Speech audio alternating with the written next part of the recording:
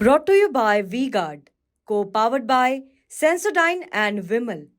बोलो जुबां केसरी।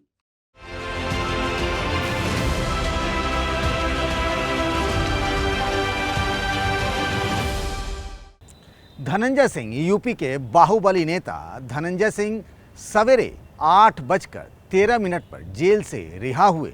जाना था जौनपुर, लेकिन वहां नहीं पहुंचे। तो फिर आखिर धनंजय सिंह कहां हैं, कहां गायब हो गए हैं? उनकी पत्नी ने उनका नामांकन कर दिया। उनके समर्थक जौनपुर में उनका इंतजार करते रहे। नमस्कार, मैं हूं पंकज झा और आप मेरे साथ देख रहे हैं अंदर की बात। आज अंदर की बात में कहानी यूपी के बाहुबली नेता धनंजय सिंह की। आखिर धनंजय सिंह का लोकेशन ही नहीं मिल रहा है। कहाँ चले गए हैं धनंजय सिंह? उनके समर्थक और उनके विरोधी दोनों के मन में ये सवाल उठ रहा है कि आखिर वो कहाँ चले गए। आपको बताता हूँ कि इलाहाबाद हाई कोर्ट से जमानत मिलने के बाद बुधवार की सुबह ठीक 8:13 पर बरेली जेल से वो बाहर निकले गेट से। मीडिया के लोगों ने उनसे पूछा, मीडिया के साथियों ने जौनपुर को लेकर कि आप कहाँ जा रहे हैं। उन्होंने कहा, मैं जौनपुर जा रहा हूँ। फिर गाड़ियों के काफले के साथ अपने समर्थकों के साथ वो निकले। मीडिया वालों ने कुछ दूर तक उनका पीछा भी किया, उनके साथ भी रहे और उसके बाद देखते ही देखते धनंजय सिंह और उनके समर्थकों का काफिला मीडिया की आंखों से ओझल हो गया। लोग सोच रहे थे कि आज उनकी पत्नी श्रीकला सिंह, जो बीएसपी की उम्मीदवार हैं जौनपुर से, वो नामांकन कर रही हैं, तो शायद धनंजय सिंह भी उनके साथ रहेंगे। लेकिन श्रीकला सिंह ने बिना धनंजय सिंह के ही आज नामांकन दाखिल कर दिया बीएसपी के उम्मीदवार के तौर पर जौनपुर से।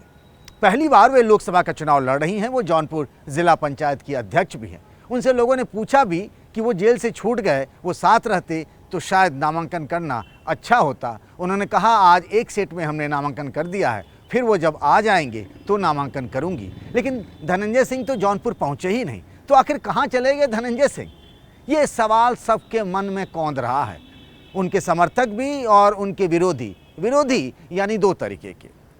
एक तो समाजवादी पार्टी के बाबू सिंह कुशवाहा, जो कभी मायावती की आंखों के तारा हुआ करते थे, उनकी सरकार में बहुत ताकतवर मंत्री थे। उनको अखिलेश यादव ने इस बार अपनी पार्टी से जौनपुर से टिकट दे दिया है। वो जौनपुर के रहने वाले नहीं हैं। उसी तरीके से बीजेपी से महाराष्ट्र में मंत्री रहे जौनपुर के मूलतः रहने वाले कृपा शंकर सिंह को बीजेपी का उम्मीदवार बनाया है। उन्होंने भी अपना नामांकन कर दिया है। तो इस बार मुकाबला जौनपुर में त्रिकोणात्मक हो गया है। एक तरफ धनंजय सिंह की पत्नी श्रीकला, जो बीएसपी से उम्मीदवार हैं, दूसरी तरफ कृपा शंकर सिंह बीजेपी के, और तीसरी तरफ जो हैं वो बाबू सिंह कुशवाहा यानी समाजवादी पार्टी के। अब आते हैं मूल सवाल पर कि जब सवेरे 8:15 बजे के करीब में धनंजय सिंह बरेली जेल से निकले, वो पहले जौनपुर जेल में बंद थे। एक नमामि गंगे प्रोजेक्ट के प्रोजेक्ट मैनेजर के अपहरण के आरोप में उन्हें 7 साल की सजा हुई और फिर जेल चले गए। उनके चुनाव लड़ने पर भी रोक है।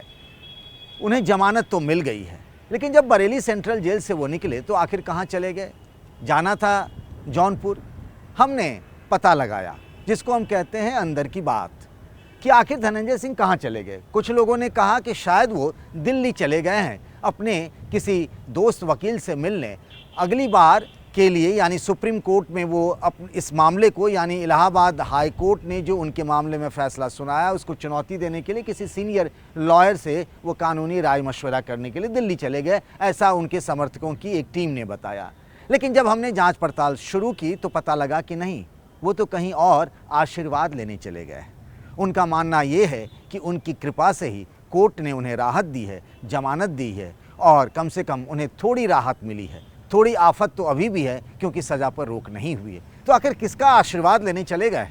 आमतौर पे लोग उनके बारे में ये जानते हैं कि वो माई के भक्त बताए जाते हैं, यानी दतिया वो लगातार आते जाते रहते हैं। वहाँ भी हमने छानबीन की तो पता लगा कि वहाँ भी वो नहीं गए हैं पूजा पाठ करने या आशीर्वाद लेने। आगे फिर हमने जांच की तो पता चला कि धनंजय सिंह अपने समर्थकों के साथ जब बरेली जेल से निकले तो सीधे पहुँच गए उत्तराखंड, देवभूमि। तो क्या वहाँ चले गए केदारनाथ या बद्रीनाथ? नहीं भैया, वहाँ नहीं गए हैं। आपने नीम करोड़ी बाबा के बारे में ज़रूर सुना होगा। नीम करोड़ी बाबा का आश्रम देश के कई अलग अलग हिस्सों में है। दिल्ली, लखनऊ, वृंदावन और सबसे प्रमुख जो स्थल है उनका, जहाँ लोग जाते हैं, जिसको लोग धाम कहते हैं, हम उसे जानते हैं कैंची धाम के नाम से। नैनीताल के पास है ये, और बरेली से निकले, और बरेली से ये कैंची धाम पास भी पड़ता है। तो धनंजय सिंह सदल बल अपने समर्थकों के साथ सीधे निकले, जेल से छूटते ही पहुँचे कैंची धाम में नीम करोड़ी बाबा के आश्रम में, और वहीं उन्होंने मत्था टेका। अब आप पूछेंगे कि आखिर ऐसा क्यों, उन्हें तो जौनपुर जाना था। कहा जा रहा है और बताया जा रहा है कि उन्हें ये लगा, और इस तरीके के बात कही जा रही है कि उन्होंने कोई मन्नत मांग रखी थी और उसे पूरा करने के लिए ही जेल से छूटते ही सीधे वो नीम करोड़ी बाबा के आश्रम चले गए। वहाँ उन्होंने पूजा पाठ किया और अब वो जौनपुर जाएंगे। अब सवाल ये उठता है कि जब वो जौनपुर जाएंगे तो क्या होगा। उन पर आरोप लग रहे थे, हालांकि ये आदेश में, सरकारी आदेश में इस बात का जिक्र नहीं है।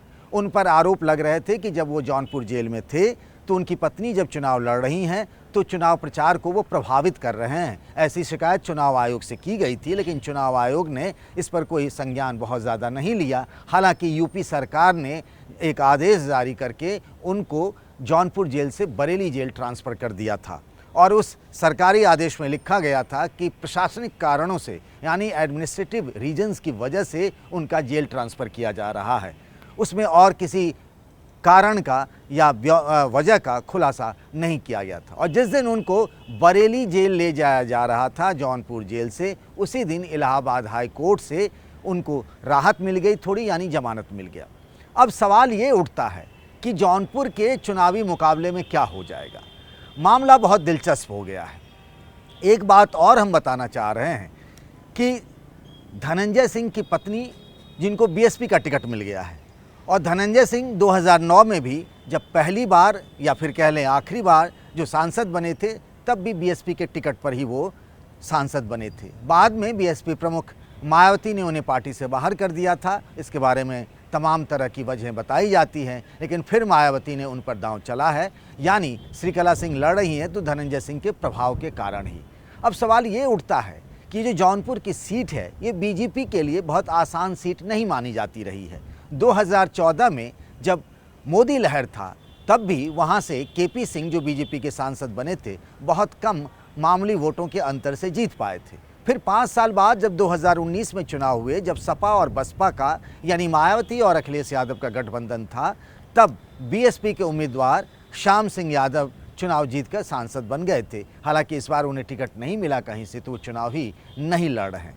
कृपा शंकर सिंह ठाकुर बिरादरी के हैं, धनंजय सिंह भी, यानी उनकी पत्नी जो चुनाव लड़ रही हैं, धनंजय सिंह खुद ठाकुर बिरादरी के हैं, और बाबू सिंह कुशवाहा जो हैं वो कुशवाहा बिरादरी के, यानी ओबीसी कास्ट से आते हैं। वैसे अगर देखें तो ब्राह्मणों की यहाँ अच्छी खासी संख्या है जौनपुर में, लेकिन अधिकतर सांसद जो हैं वो राजपूत बिरादरी से चुने जाते रहे। यहाँ 4 बड़ी जातियाँ मानी जाती हैं वोटों की संख्या के हिसाब से: ब्राह्मण, राजपूत, मुसलमान और यादव। इसके अलावा कुछ छोटी पिछड़ी जातियाँ भी हैं और दलित भी अच्छी खासी संख्या में हैं। और इन वोटों के गुणागणित के आधार पर ही वहाँ पर उम्मीदवारों की जीत हार भी तय होती है। लेकिन एक बात तो तय है, बाहुबली नेता धनंजय सिंह पत्नी के चुनावी मैदान में आ जाने से दोनों की राहें, यानी बीजेपी और समाजवादी पार्टी की राहें मुश्किल हो गई हैं। मैं आपकी राय जानना चाहूँगा कि आखिर क्या हो सकता है।